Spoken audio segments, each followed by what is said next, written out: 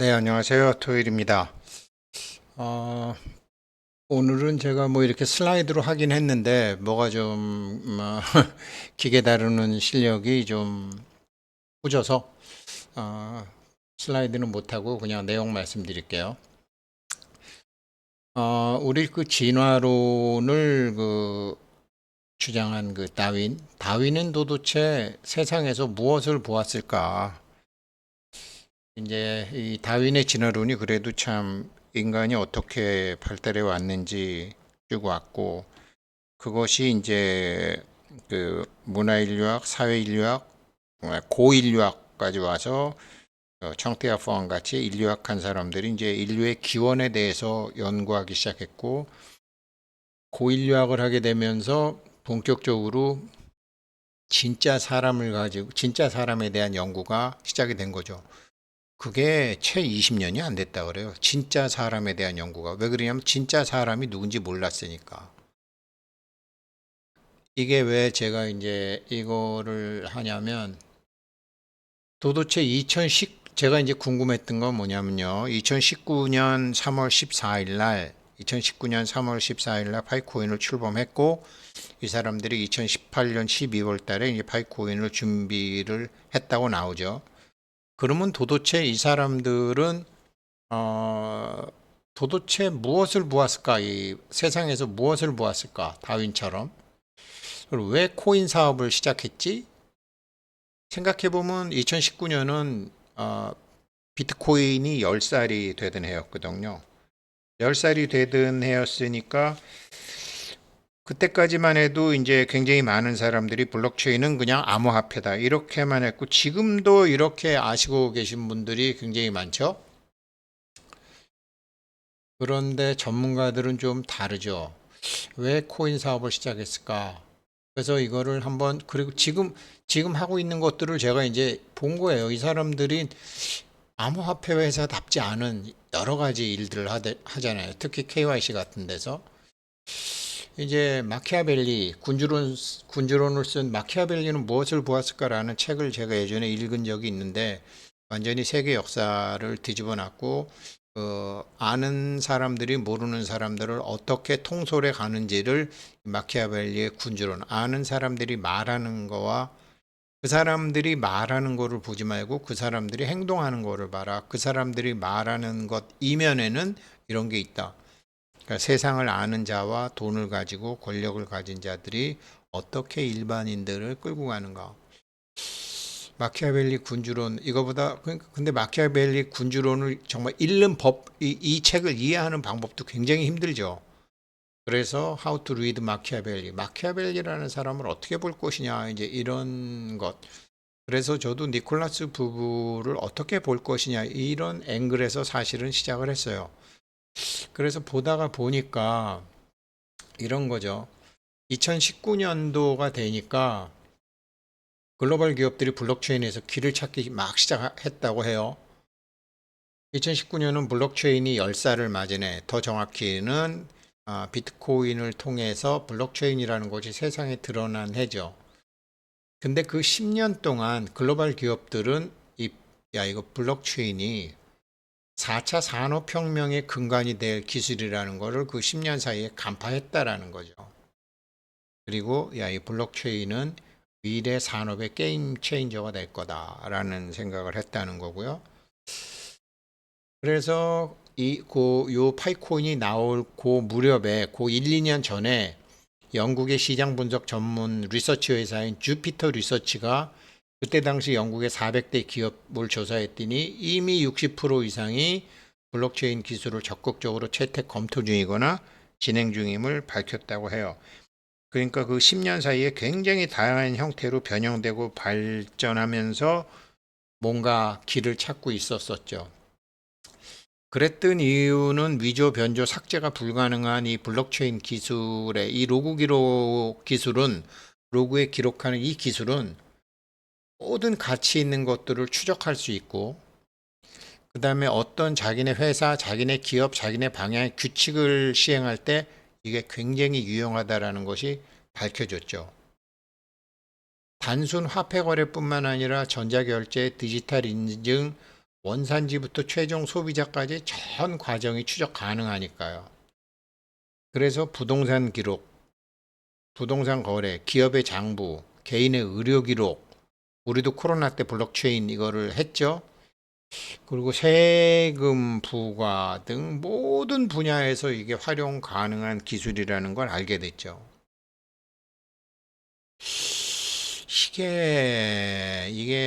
이 기술이 원래 나온 거는 아무튼 2020년도 고 임박해서 이런 게 있었다고 그러죠.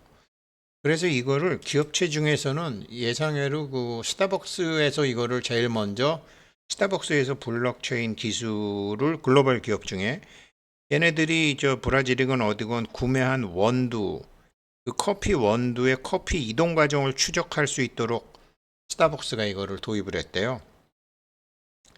그래서 스타벅스 말고도 이 농산물, 저 아프리카나 뭐 동남아시아나 이 농산물은 이 전 과정이 아주 굉장히 국경을 몇 번 왔다 갔다 해야 되잖아요. 그래서 그런 전 과정을 추적하고자 이제 이 블록체인을 도입하는 농작물 소매 기업이 엄청나게 증가했는데 요거를 스타벅스를 보다 보면 파이의 정책이 보여요. 처음에 이걸 했더니 블록체인으로 이걸 하려고 그랬더니 에너지 소비가 너무나 크더라. 블록체인 기술은 굉장히 많은 전력을 쓰더라. 그런데 스타벅스는 맨날 ESG 환경 사회 지배구조 이제 ESG 뭐 거진 내세우지 않지만 이 30년 동안 글로벌 리스트들이 얼마나 ESG 아주 거품을 물고 다녔어요. 그랬는데 알고 보니까 블록체인 기술이 전력을 엄청 많이 써먹네. 이거는 파이코인의 정책에도 나오죠. 기존의 암호화폐는 너무나 많은 전력을 쓴다. 그래서 우리는 모바일 폰을 만들었다. 라는 게 스타벅스에서 문제점을 먼저 하나 봤겠죠. 두 번째, 이 블록체인과 관련된 시장의 변동성이 너무 크다. 뭐 NFT도 나오고 암호화폐도 나오고 2013년도에 키프로스 사태로 올리고 2015, 16년 중국의 시진핑 뭐 이렇게 뭐 어쩌고 저쩌고 할 때 또 오르고 했지만 이게 굉장히 대꾸복구가 심해서 아주 시장이 훌라닥거렸는데 이게 블록체인 갖고 이 안정적인 모델을 추구하는데도 굉장히 어려움이 있은 거죠. 왜? 정체를 알 수 없는 사람이 시장에 뛰들어갖고 가격 조작을 하니까.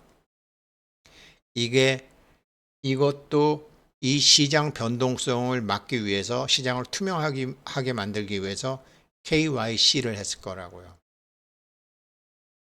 가짜 사람 필요 없다.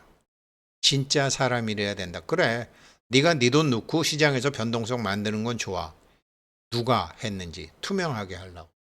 그러니까 스타벅스의 실패 과정에서 파이는 그러면 이런 문제들을 극복할 수 있는 뭘 만들어 볼까? 이런 걸 한 것 같아요. 그 다음에 기술의 복잡성. 블록체인 기술을 도입하고 운영하는 데 필요한 기술적 복잡성과 비용이 너무나 높다. 중소기업이나 이런 기술에 익숙하지 않은 사용자들에게는 큰 장벽이 될 수 있다. 그러니까 글로벌 기업들은 막 들어올 수 있는데 중소기업들은 안 된다. 이래서 파이 브라우저가 나왔을 거라고요. 그래서 파이 브라우저의 애플리케이션에 뭐 여러 가지 파이 OS 상에서 당신네들 하고 싶은 거 다 해라는 플랫폼을 만들어 주는 거죠. 기술의 복잡성 때문에 파이 브라우저를 만들었을 거라고요. 에너지 소비 때문에 모바일을 했고 시장 변동성 때문에 KYC를 했고 기술 복잡성 때문에 파이 브라우저를 했을 거라고요. 그럼에도 불구하고 신뢰 문제, 이 블록체인 기술은 투명성과 신뢰성을 제공한다고 하지만 이걸 발급하고 관리하는 주체에 대한 신뢰가 필요하다. KYC를 2중, 3중으로 해야 되겠다라는 생각을 했죠. 그래서 이런 문제점에도 불구하고 스타벅스는 뭐 블록체인 기술을 통해서 원두의 생산지와 유통 과정을 투명하게 공개하는 등 긍정적인 변화를 시작을 했다고 해요. 그랬는데 그러다가 보니까 이거를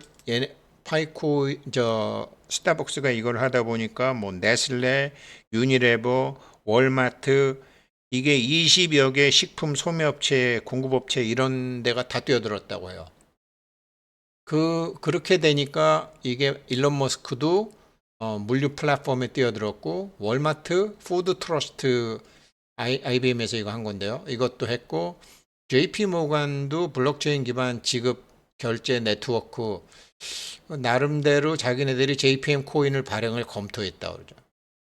스타벅스는 비트코인 선물 거래 플랫폼에도 참여를 했다고 해요. 이렇게 해외 주요 대기업들이 블록체인의 미래를 봤다라는 거죠. 그러다가 드디어 카드회사, 금융기관 아메리칸 익스프레스가 블록체인 기반 지불 증명 시스템 특허 출원을 하고 금융기관으로는 최초로 했고, 이게 리플을 쓰는 거로 했더라고요. 리플을 쓰는 거로 했고, 이게 그렇게 된 이유는 필수 기술이 된 거라는 거죠. 블록체인이. 그래서 글로벌 리딩 기업들이 블록체인 기술 도입을 가속도를 내고, 세계 1위 해운 기업, 일론 머스크가 아니라 머스크 해운이거든. 머스크 해운이 IBM과 손잡고 물류혁신, 초대형 유통업체 월마트, 까르푸, 금융기관에서는 JP모건, 그 다음에 아메리칸 익스프레스, 그 다음에 한국도 삼성, 넥스레저, LG, 모나체인 등 국내 대기업도 블록체인에 몰두를 하기 시작했는데, 문제는 스타벅스가 겪었던 문제와 똑같다라는 거죠. 에너지 블록체인 만드는데 에너지가 너무 든다. 시장 변동성은 심한데 투명하지 않다. 기술이 복잡해서 대기업은 가능하지만 중소기업은 너무나 비용이 많이 든다. 지금 파이코인이 사람들한테 KYC 같은 걸 하면서 이게 지금 개 막노동을 6년째 하고 있고, 앞으로도 한 10년 정도 더 할지도 모르죠. 10억 명 갈 때까지 못한다라는 거죠. 그리고 신뢰 문제, 이런 문제, 이거를 봤을 거예요. 이게 제가 생각한 마키아벨리는 무엇을 보았을까처럼 파이코 팀은 세상에서 무엇을 보았을까, 이걸 봤을 거라고요. 이 스타벅스 같은 기업, 블록체인의 기업, 그 다음에 여러 가지 이런 기업들의 이걸 다 봤을 거라고요. 그래갖고 이걸 다 봤는데, 금융기관도 뛰어들고 해운업체도 뛰어들고 식품업체도 뛰어들고 다 뛰어들었는데, 궁극적으로 제가 이거를 그 체롬 글렌이 그 2020년을 앞두고 한 그 세계 미래 보고서 비즈니스 북스에서, 옛날 책인데, 야, 2020년 이전에 도대체 뭐가 있었어? 제가 확인하다가 보니까 여기서 이런 게 있었는데, 결국은 문제가 뭐였냐면요, KYC였어요. 그러면서 대부분의 금융기관은 현지 그 규제기관으로부터 고객을 보호하기 위해 마련된 규칙을 준수하고 보고해야 될 책임이 있다. 이건 화폐잖아요. 바로 KYC 풀이다. Know Your Customer Rule. 너 지금 네가 돈 버는 고객이, 그 고객이 진짜 이 고객 맞아? 이거. 그런데 금융기관은 이 규정을 적용받아서 상품을 판매하기에 앞서서 그 고객의 자산 규모와 투자 행태를 통한 고객의 성향을 파악해야만 한다. 그런데 이 자동화된 고객 식별 시스템과 통합 프로그램이 없었다. 지금 KYC가 왜 사람을 통해서 체크를 하고 왜 라이브니스 체크를 하고 이걸 하는지 아시겠죠? 이 자동화된 고객 식별 시스템과 통합 프로그램이 없어서 매우 많은 시간이 소모된다는 데 있다. 현재의 KYC 프로세스는 규제 당국의 요구 사항을 충족하는데 며칠에서 몇 주가 걸린다. 이것도 나라마다 다 다르다. 그런데 블록체인을 도입하게 되면 디지털 단일 정보를 제공해서 전체 프로세스를 효율적으로 모니터링하고 간소화할 수 있다. 근데 블록체인으로 만든 암호화폐 중에 KYC 하는 암호화폐 있어요? 이렇게 하는 암호화폐 없어요. 그래서 얘네 암호화폐 회사 맞아? 지네가 금융기관도 아니고 왜 이렇게 은행보다도 더 살벌하게 KYC를 하는 거야? 라면서 돌려가게 해가지고 파이코인을 무력화시키고자 하는 질투와 시기가 짬뽕이 된 그런 것들이 유튜브에 많아요. 모르는 거죠. 그래서 쟤도 몇 년 전으로 돌아가서 본 거예요. 그러니까 블록체인은 디지털 단일 아이디 정보를 제공하는데 이 디지털 단일 아이디 정보가 이게 정확해야 되잖아요. 보수는 안 되잖아요. 신뢰의 문제가 있으니까 스타벅스가 했던 것처럼. 그래서 이거를 공유 원장에 직접 액세스하면 기관에서 시기를 축별하고 추적하는데 많은 시간이 걸리는데 이거를 기존의 프로세스가 아니라 실제 사람이 검증된다라는 거죠. 그러니까 저 같은 사람들이 KYC 통과했다가 검증인 자격을 박탈당하고 다시 임시 KYC로 됐다가 라이브니스 체크를 몇 번 하고 난 다음에 다시 당신 검증 자격이 있어 이거예요. 그러니까 이거를 기존의 금융기관이나 기존의 기관에서 하게 되면 너무나 많이 시간이 걸린다라는 거죠. 그래서 블록체인 기술 도입 초기 금융기관 및 중앙은행은 이 새로운 기술에 크게 비판적이었다. 너무나 많은 시간이 걸리니까. 근데 이거를 KYC가 이 개막노동을 대신해 주는 거예요. 우리를 통해서. 그래서 이 검증인이 엄청나게 중요한 거고 이 검증인 이게 재산이더라고요. 보니까.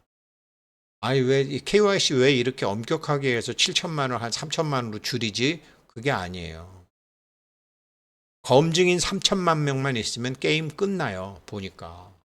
아, 이렇게 되는 거구나.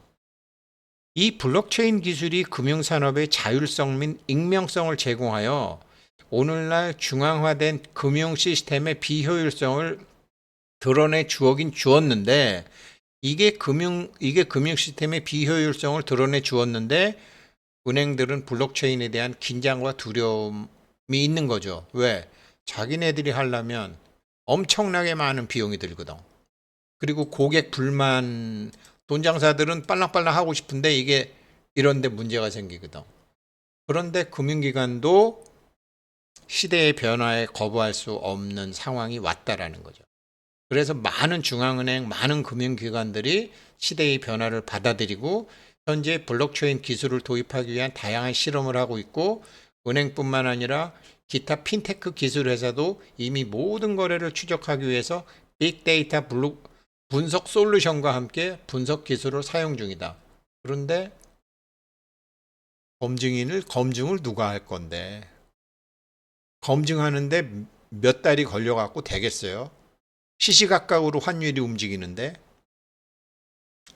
그래서 2019년도 파이코인이 나온 2019년도 1월달 보고서에 따르면 전 세계 40개 이상의 중앙은행이 CBDC 및 블록체인 기타 응용 프로그램을 연구 실험하고 있었다라는 거죠. 그래서 2018년도에 서둘러서 2019년 3월 14일 날 론칭했을 거예요. 왜냐하면 이 블록체인 기술은 실시간 분석과 추정을 가능하게 만들고 부정행위를 탐지할 수 있고 금융업계가 당면한 고질적인 문제를 끝낼 해결책으로 주목받고 있다. 문제는 KYC였어요. KYC 검증. 은행원들이 해야 될 KYC를 지금 파이 네트워크의 밸리데이터, 검증인들이 해주는 거예요. 근데 검증인이 아픈 사람이면 되겠어요? 죽은 사람이면 되겠어요? 보시하면 되겠어요? 그러니까 마이그레이션 한 달에 한 번씩 할 때마다 체크할지도 무작위로 체크한다라는 거 아니에요. 이 사람의 라이브니스 시그널이 있나 없나, 이 사람이 살아서 활동할 수 있는 사람인가 없는가가 엄청 중요한 거예요. 이래야지 금융을 아도칠 수 있거든요. 그래서 뭐 계약은 쉬워지고 송금은 빨라지고 거래는 투명해지고 더 안전하게 금융 서비스를 할 수 있는 세상에 가까워지고 있는데 KYC가 안 되네. 야, 그러니까 제가 어제 말씀드린 대로 공신력. 뭐 종이에다가 숫자 적고 기술 넣고 이념 넣고 이렇게 해서 나라가 다 만들어서 했는데 근데 동양에서 쓰는 공신력은 이 공신력이라고요. 공적인 신뢰, 공공기관의 신뢰. 근데 영어로는 이게 퍼블릭 트러스트야. 이런 공통의 공이야. 한자도 영어도 다 미닝 레터 뜻글자니까. 이 공신력이야 파이코인이 하는 거는. 공적 신뢰와 대중적 신뢰 둘 다. 그래서 로드맵에서 이 정부에 맞서지 말고 공공기관의 공, 블록체인의 공, 이걸 두 개 다 만족시켜야지 진짜 블록체인의 이 4차 산업혁명 시대에 강자가 되는 거죠. 이런데 뭐 3,000불 간다 그러면 비웃어? 자기 자신이 얼마나 세상을 보는 안목이 없는지는 모르고, 예, 처음에 뭐 이상한 사람들 다 팔고 뭐 약간 그럴 수 있겠죠. 그런데 얘네들이 2019년도에 이게 마키아벨리가 뭘 봤나, 도대체 다윈이 도대체 뭘 봤나 했더니 블록체인 기술을 봤어요. 그리고 스타벅스나 다른 기업, 글로벌 대기업들이 영국의 대기업의 60%면 전 세계 대기업의 한 50%가 이미 하고 있는데 쟤네들은 이 좋은 걸 왜 안 할까? KYC 때문에 못하고 있었고 엄청난 전기를 쓰고 있었기 때문에 못했고 중소기업은 블록체인을 만드는데 돈이 너무 많이 들어가서 못했고 다 나오는 거예요. 그래서 브라우저 정책을 피고 그래서 핸드폰 채굴을 했고 그래서 이 갭막노동 같은 KYC를 이렇게 미련하게 하고 있는 거더라고요. 이해가 되시죠? 뭐 우리가 운이 좋은지 얘네가 똑똑한지 모르겠어요. 근데 얘네는 정직하기까지 한 것 같아요. 얼마나 다행이에요. 감사합니다.